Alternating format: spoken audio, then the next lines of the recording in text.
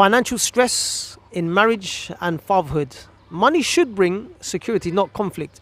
This is a subject that we'll be discussing in today's video. Why money matters in marriages. Financial problems can cause stress and arguments. Differences in spending, saving, and financial goals can lead to conflicts. I have come to realize from my own personal experience in my marriage where the fights take place. And the fights tend to take place when there's a mismanagement in the money. It's not about having too much of the money, and it's not having not so much money. Arguments can still take place because, like I've said, mismanagement. Not being able to prioritize the necessities that needs to be paid. Not being able to budget, not being able to save. Because this puts an immense amount of tension on the family. And once there's a lot of tension in the family, the relationship starts to deteriorate. It affects us in so many different ways. It affects our mental health and our physical health.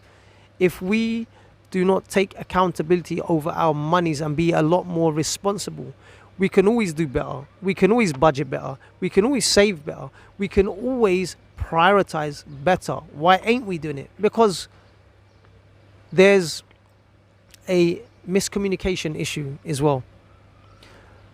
Are we sitting down with our spouses and going over the finances? Are we planning goals? Are we setting savings aside? Do we know how to invest?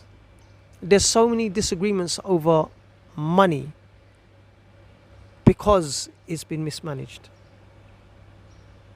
But there is a way of managing the thing.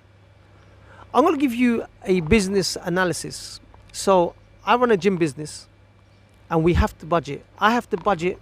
I have to save. I have to prioritize and put a contingency aside just in case if some of my equipment breaks down or just unexpected bills need to be paid out, expenses need to be paid out.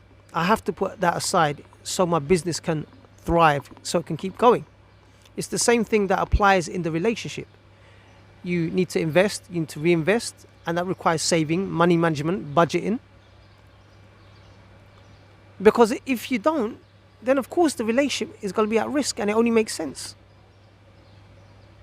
Even if you want to buy something, manage the money properly. And by doing this, you can minimize a lot of financial strain, emotional stress.